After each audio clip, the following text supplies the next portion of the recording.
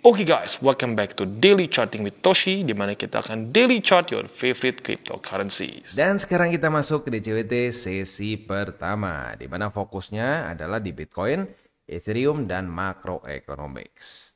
Nah, kita bisa di sini akhirnya terjadi koreksi lagi, tepatnya sebesar 2,4%, total market cap di 2,92 triliun US dollars. Untuk Bitcoin, jam 7 pagi tadi, dia daily close di angka 87.333. Ya, berarti lebih signifikan dibandingkan pada tanggal 12 November kemarin. Nah, apa penyebabnya? Ya, kalau kita ngomong secara TA sih, ya kalau mulai terjadi koreksi sebenarnya make sense aja sih. Ini udah berapa lama naik terus. Itu kalau ngomong secara TA. Kalau secara fundamental, kita sudah bahas kemarin bahwa economic calendar ya akan keluar beberapa data penting jam setengah 9 malam. Mau tebak kira-kira volatilenya di daerah mana? Ya nggak jauh-jauh daerah situ. Ya. Nggak langsung banget, nggak kayak kemarin. Kemarin kan setengah 9 langsung boom ya. Ini nggak. Ada dulu rally sedikit, tipis-tipis, baru dibantingnya di jam 9:30 ya. Hanya dalam waktu 30 menit dia drop sebesar 2,85%, membuat low di sini ya. Lower low sebenarnya untuk di 30 minutes ya. Lalu dia ke atas, nyaris ke EMA 20. Jerome Powell speech, apa yang terjadi? Boom, turun lagi ya. Jadi speech Jerome Powell tuh hari ini sebenarnya. Hari ini tapi jam 3 subuh. Dan kita bisa lihat ya jam 3 subuh ya bereaksi lagi membuat lower low. Begitu. Jadi sekali lagi pentingnya kita mengerti bahwa data-data penting ini pengaruh terhadap kripto. Cuman sebesar apa kita nggak pernah bisa specifically know begitu. Ya jadi kayak gini deh. Kita tuh kayak bisa memprediksikan ada gelombang bukan tsunami lah. Ya boleh lah misalkan kita bisa prediksi gelombang tsunami ya. Nah, tetapi kita baru tahu sebesar apa itu nanti. Begitulah. Ya, kalau itu untuk data fundamental tuh mungkin kita approach-nya seperti itulah. Kayak ada data tsunami ya, kemungkinan terjadi tsunami, tapi separah apa ngerusaknya, we don't know.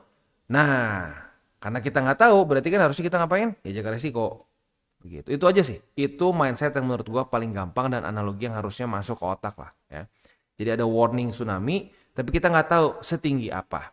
Apakah kita mau berjudi dan mencoba, enggak lah kayaknya kecil, taunya kena tsunami, atau mendingan menyelamatkan diri, kalau sampai kecil ya udah nggak masalah. Kalau gue sih lebih prefer yang kedua. Ya. Tapi ya banyak juga orang yang suka yang pertama ya. Ya nggak ngerti lah ya.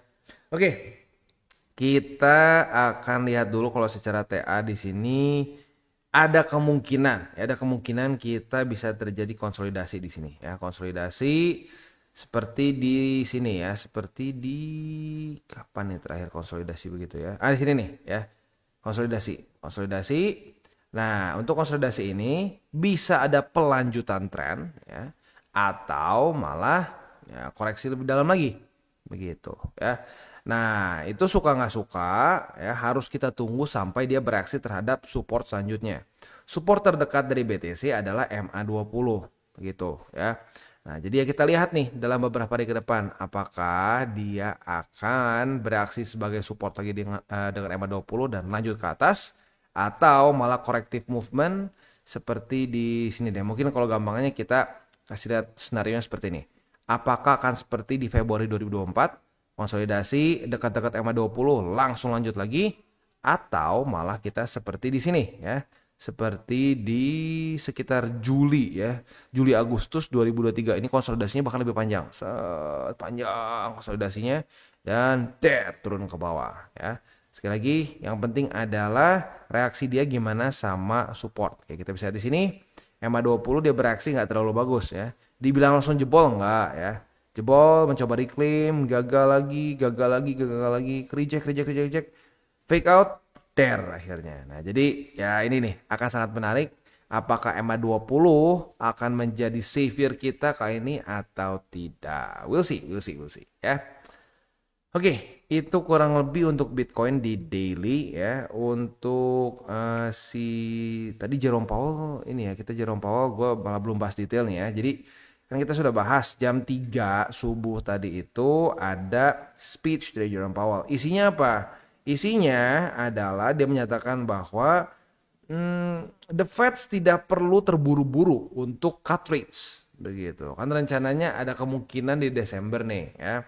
Nah, saat ditanya gimana menurut Jerome Powell, kita nggak dalam masa yang terburu-buru untuk cut rates. Kenapa? Karena menurut Jerome Powell, ekonomi dari US ini sekarang kuat. Ya, ekonomi dari US ini kuat dan pengangguran pun tingkatnya cenderung rendah. Nah, maka dari itu dia menyatakan bahwa ya nggak usah buru-buru, begitu ya. Apakah nanti akan samanya seperti ini? We don't know, gitu. Karena kalau kita mau ngomong di 2019 pun ya pada faktanya dulu Jerome Powell juga ngomong santai-santai, nggak tenang-tenang. Kita nggak perlu cut rates tahun ini ya. Kalau kita mau cut rates kemungkinan di 2020. Tiba-tiba dari pengumuman sebulan kemudian dia turunin, begitu. Jadi market bisa dengan cepat berubah. So ya kita harus fleksibel sebagai orang, nggak bisa cuma kayak Jerome Powell bilang tenang, ya udah berarti kita nggak perlu mikirin cut rates. Taunya kejadian beberapa bulan kemudian, itu mungkin aja. Jadi please kita harus bereaksi terhadap market ya. Jangan berpikir karena kita baca beberapa news, kita baca beberapa TA, beberapa fundamental, kita tahu percis market mau seperti apa. No, pada faktanya tidak seperti itu. Ya, jadi menurut gua at the end of the day yang menang itu siapa? Yang pertama, yang DCA, yang terus konsisten DCA, mau naik mau turun terus DCA ya. Waktunya TP ya TP, nggak ngeyel gitu, nggak udah SOP bikin sendiri di langgar-langgar. Udah itu kacau ya. Dan yang kedua adalah apa? Orang yang siap dengan dua arah. Nah, sebenarnya dengan lu melakukan DCA dan TP berkala, lu tuh secara nggak langsung udah melakukan itu. Lu siap dua arah. Mau naik, ayo. Turun, siap diskon. Nah, dengan cara melihat market seperti itu, menurut gua lu jauh dari stres, lu beneran profit ya. Itu udah dua kombinasi paling enak gitu. Jangan salah, ada orang yang misalkan tradingnya ngejelimetnya setengah mati ya.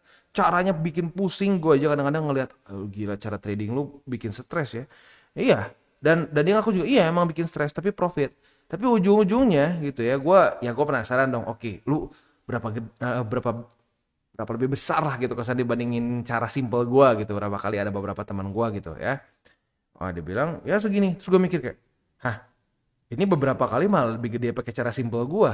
Cara nggak stres gue mikir kalau gini caranya gue mendingan seandaikan ya cara gue yang nggak bikin stres ini DCA nggak tebak-tebakan itu lebih kecil dikit aja dibandingkan dengan dia, ya nggak masalah, gue nggak stres gitu. Jadi ya lagi-lagi kalau gue pribadi sih seperti ini caranya ya. Kadang-kadang kan TCI suka dikritik, apaan nih TA anak SD ya, atau TA-nya simple banget, mana bisa profit.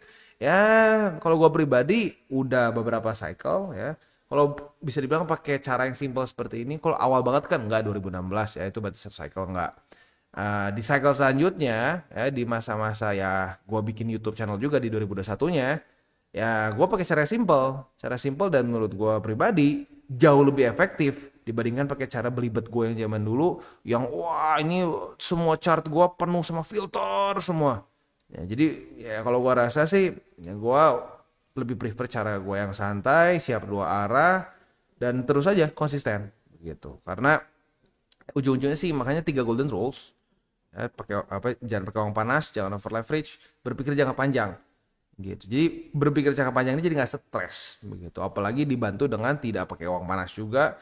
Dan ya otomatis kalau lo over leverage udah bagus-bagus nih lo bangun porto, ujung-ujungnya kemakan sama kebiasaan lo gitu. Aduh ini futures gue kurang dikit marginnya, ambil dari profit, ujung-ujungnya habis kanibal gitu ya. Porto futures lo kanibal ke porto spot. Nah itu udah sering juga terjadi begitu. Ada yang beberapa kali, bang gue kayaknya harus profit lebih gede deh, kenapa kayak enggak ya. Langsung hal pertama yang gue tanya adalah, lu trading futuresnya sering ngambil margin nggak dari spot?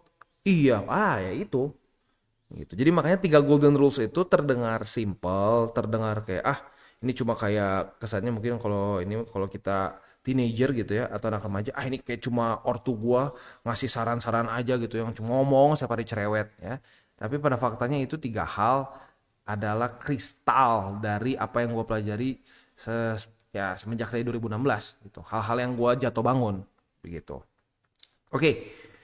Takut kelamaan, langsung aja kita masuk ke indeks dolar. Indeks dolar itu kondisinya kembali menguat ya, nggak dikasih obat nih ya.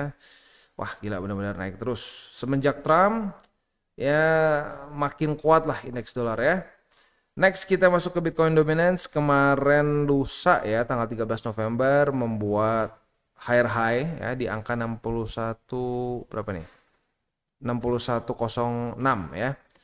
Ya untuk sekarang sih ya gue sih tetap gini ngomongnya, boleh ya, boleh DCA altcoins boleh ya, tapi jangan sampai rasionya berantakan, jangan sampai nggak punya BTC sama sekali begitu, karena BTC adalah fondasi ya, sekali lagi fondasi dari portofolio spot begitu ya.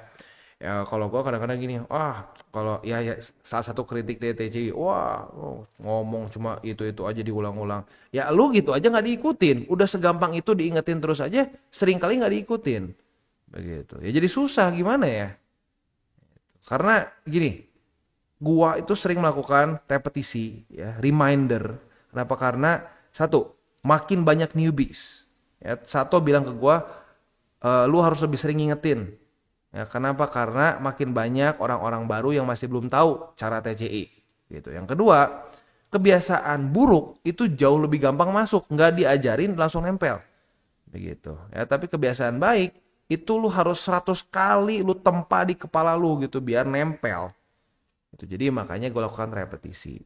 Lagi-lagi kalau misalkan lu nggak suka dengan style gue, ya nggak harus nonton TCI juga, ada banyak kan yang lain gitu ya. Jadi ya at the end of the day ya lu cocok-cocokan aja deh mana yang cocok buat lo gitu. Kalau gue sih cara gue begini, dan gue akan terus repetisi, lu suka nggak suka gue akan terus repetisi, karena udah begitu pun banyak yang ngomong, aduh untung diingetin sama Mak Toshi ya. Gue kadang-kadang udah mau FOMO, udah nggak mau TP, jadi inget gara-gara Mak Toshi ngingetin.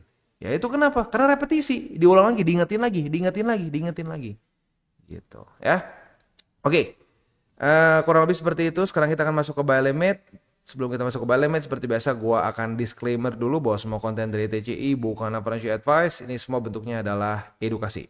Lalu bagaimana cara untuk mendukung TCI? Ada banyak caranya. Lo bisa like our video, bisa share our video, atau juga bisa menggunakan link referral kita di bawah. Dan sekarang kita akan dengar dulu pesan-pesan dari sponsor kita pada hari ini. Oke, today's video is brought to you by Bybit. Di mana di Bybit ini kita bisa melakukan berbagai macam hal, ya, mulai dari yang newbie sampai yang sudah advance. Buat mungkin lo merasa bahwa, aduh bang, gue masih nggak ngerti nih TA, gue masih nggak ngerti charting dan seterusnya, tapi pengen akumulasi, pengen DCA murni. Bisa, lo tinggal masuk ke sini one click buy, di mana lo bisa pilih lo mau pakai apa ya fiatnya, lo tinggal pilih juga asetnya apa. Ya misalkan lo pengen akumulasi BTC. Misalkan setiap hari Senin jam 7 pagi, misalkan gue pengen akumulasi BTC sebesar 100 ribu rupiah misalkan ya, lu bisa langsung lakukan di sini. Bisa peer to peer, bisa Dana, Bank BRI dan lain-lain. Ini gila ya, bisa pakai BCA Mobile dan seterusnya. Jadi Bybit ini memang cocok banget buat orang-orang yang tinggal di Indo ya, bisa langsung pakai bank-bank yang memang sudah biasa kita pakai di Indo ya. Nah, buat yang intermediate sampai advance juga di sini ada spot, dan juga ada leverage tokens, dan tentu juga ada derivatives trading, di mana kita bisa menggunakan kontrak yang USDT maupun USDC.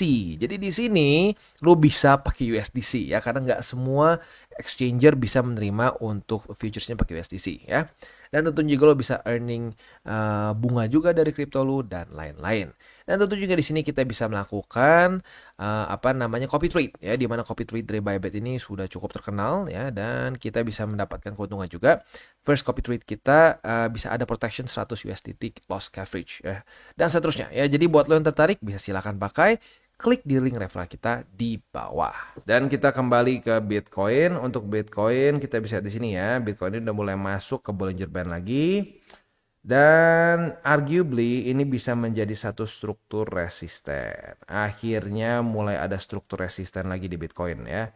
Karena udah cukup lama meninggalkan sangkarnya nih.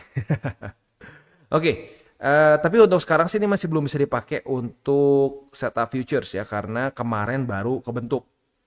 Kalau langsung di retest lagi, itu bisa arguably masuknya instead of just resistance, bisa aja nih menjadi tempat konsolidasi gitu. Jadi kita bisa pakai kalau sampai ada corrective movement yang sedikit lebih dalam, nggak perlu sampai ngedam, nggak perlu ya, corrective movement sedikit, nah gitu. Nah kalau dia naik lagi ke atas dan mencoba untuk tembus resisten ini, nah itu kita bisa untuk buka posisi futures. Tapi for now kita tunggu dulu beberapa hari ke depan ya. Jadi untuk posisi futures walaupun sudah ada resisten baru, sayangnya masih belum ada setup ya. Kita tunggu, bersabar aja. Kalau belum ada ya jangan dipaksa. Kalau dipaksa biasanya jadi tai begitu ya. Oke. Posisi spot jangan lupa digeser ya. Sekarang MA20 itu di angka 76.000 lebih 306 USD. Lalu buy limit kedua di 73.116 dan di 71.450. Itu untuk posisi spot di Bitcoin. Next kita geser ke Ethereum. Untuk Ethereum di sini posisi long kita bagi yang agresif cut loss ya. Tapi buat yang konservatif coba kita cek ya. Ini kan kemarin tanggal 14 kita tutup jam setengah 8. Mana setengah 8 ya? Di sini. Oke, berarti masih di atas ya. Sorry, di sini. Nah, oh iya benar, masih di atas tapi tipis. Jadi buat yang konservatif, profit setipis martabak ya. Hanya profit sebesar 0,31%. Ya, tapi lumayan. Begitu. Jadi, sekali lagi buat yang agresif, posisi longnya cut loss. Buat yang konservatif, posisi longnya profit tipis 0,3% saja ya. Oke, next. Untuk setup futuresnya belum ada lagi ya, karena belum terjadi ada retest pertama di salah satu support maupun resisten yang ada di bawah dari 3.157 ya. Posisi spotnya ada di angka 3.013, lalu di 2.955 dan di 2.828. Itu untuk posisi spot dan futures di Ethereum ya. Oke, sebelum kita tutup DCWT sesi pertama ini ya. Jadi overall kondisi fundamental kripto ini dalam kondisi yang bagus begitu. Karena kenapa Trump kepilih, udah Trump kepilih juga kalau kita lihat Kongres diisinya sama banyaknya orang-orang pro kripto. Dan ya sebenarnya lu bisa lihat sendiri ya, the smart money still accumulating, masih terus akumulasi ya. Itu padahal dengan kesannya kalau orang-orang traditional finance itu cenderung lebih sensitif terhadap pergerakan ekstrim. Nah, tapi mereka pun masih terus melakukan pembelian. Artinya apa? Ya mereka melakukan DCA. Begitu, terus melakukan DCA. Nah, jadi ya gini, suka nggak suka, ya, hal yang baik, hal yang kokoh itu butuh waktu. Begitu. Ya lu bisa lihatlah semua makanan yang cepat, ya, yang cepat, enak, ya otomatis seringkali tidak sehat. Begitu butuh proses, apapun tuh butuh proses. Jadi ya buat lu yang ngerasa pengen cepet-cepet kaya dan seterusnya, gua ngerti perasaan seperti itu. Gua pun merasakannya ya di awal-awal di awal gua invest di kripto. Tapi percaya atau enggak, perasaan itu yang bikin gua rugi. Begitu ya, dan yang bikin gua signifikan sekarang mungkin lebih sedikit Bitcoinnya, bangke bener-bener ya. Kenapa ya? Karena greed. Wah, ngerasa udah profit 10x, wah pengen lebih gede lagi ya. Gue udah profit dari BTC dulu 10x, gue pengen lebih gede lagi, pengen 100 dari altcoins, malah hancur.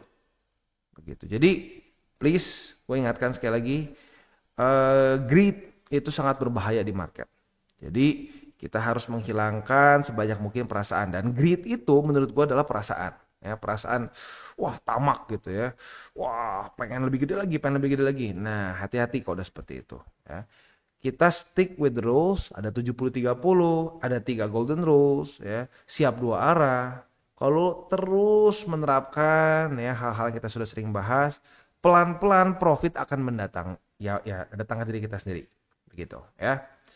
Dan ya tapi gue tetap harus sadar sih, at the end of the day nggak semua orang bisa cuma dengan kata-kata, bisa cuma dengan contoh percaya begitu. Banyak orang yang harus jatuh dulu, harus hancur dulu, baru mudeng gitu, baru nggak keblinger lagi. Ya tapi ya apapun itu gue pengen sebanyak mungkin orang-orang yang siap pengen berubah dulu sebelum hancur, ya gue harap bisa berubah begitu. Karena kalau gue dulu ada yang ngasih tahu begini di awal cycle gue akan signifikan lebih kaya begitu. Jadi ya maka dari itu buat lo yang belum melakukan kesalahan seperti yang dulu gue lakukan di awal-awal gue invest di kripto, ya coba ya diterapkan ya, karena kalau gue rasa cara trading TCI ini simple dan bahkan newbies pun ya lo jelek-jeleknya sebulan 2 bulan belajar fokus aja ya bisa begitu. Karena kalau menurut gue ya technical analysis, fundamental ya itu penting, tapi menurut gue bukan yang paling penting. Yang paling penting itu mindset. Nah kalau mindset kita salah, TA jago, fundamental jago, tetap hancur.